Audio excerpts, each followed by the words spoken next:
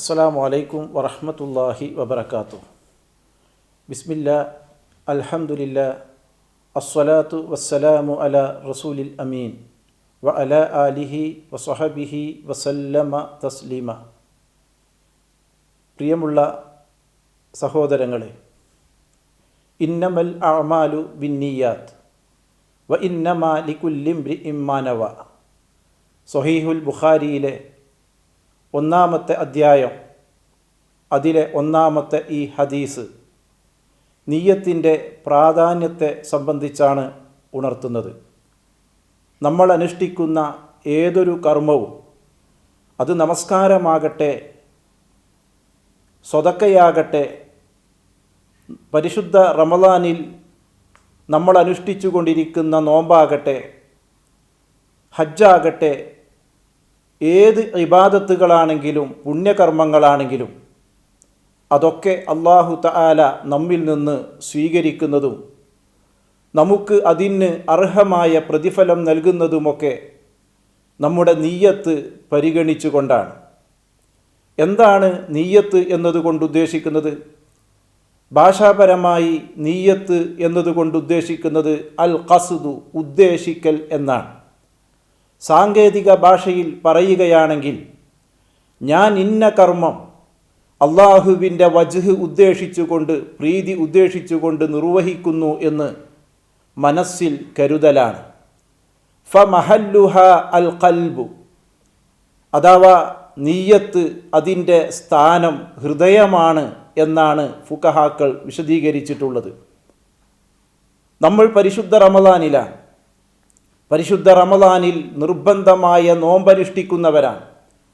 ഈ നിർബന്ധമായ നോമ്പനുഷ്ഠിക്കുമ്പോൾ ഏറ്റവും സ്വഹീഹായ അഭിപ്രായ പ്രകാരം എല്ലാ രാത്രികളിലും ഫജ്റിന് മുമ്പായി നിയ്യത്ത് വെക്കണം എന്നതാണ് പരിശുദ്ധ പ്രമാണങ്ങളിൽ നിന്ന് നമുക്ക് മനസ്സിലാക്കാൻ സാധിക്കുന്നത്. മല്ലം യുബയ്യിതി സിയാമ ഖബ്ലൽ ഫജ്രി ഫലാ സിയാമ ലഹു. പ്രവാചകൻ സല്ലല്ലാഹു അലൈഹി വസല്ലം അപ്രകാരം പറഞ്ഞു തരുന്നത് നമുക്ക് കാണാൻ സാധിക്കും. ഫജ്റിന് മുമ്പ് ആരാണോ നിയ്യത്ത് വെക്കാത്തത്, അവനെ സംബന്ധിച്ചിടത്തോളം ഫലാ സിയാമ ലഹു, അവന് നോമ്പില്ല എന്നാണ് പ്രവാചകൻ സല്ലല്ലാഹു അലൈഹി വസല്ലമ ഉണർത്തുന്നത്. എന്താണ് നാം ചെയ്യേണ്ടത്?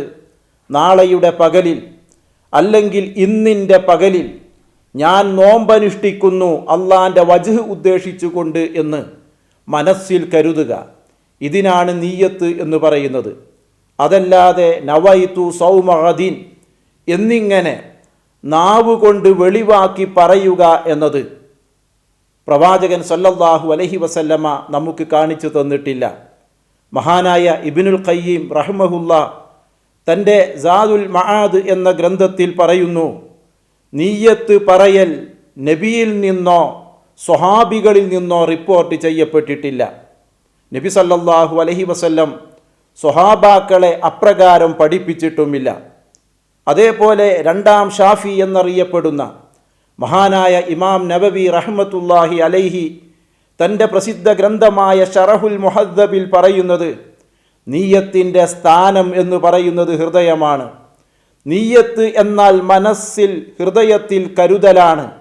ഈ രൂപത്തിലാണ് അദ്ദേഹവും എഴുതി വച്ചിട്ടുള്ളത്. അതുകൊണ്ട് പ്രിയമുള്ളവരെ, നമ്മൾ ചുരുക്കി മനസ്സിലാക്കുക, നിയ്യത്ത് നിർബന്ധമാകുന്നു. നിയ്യത്തില്ലാതെ നമ്മുടെ ഒരു അമലും അല്ലാഹു തആല സ്വീകരിക്കുകയില്ല.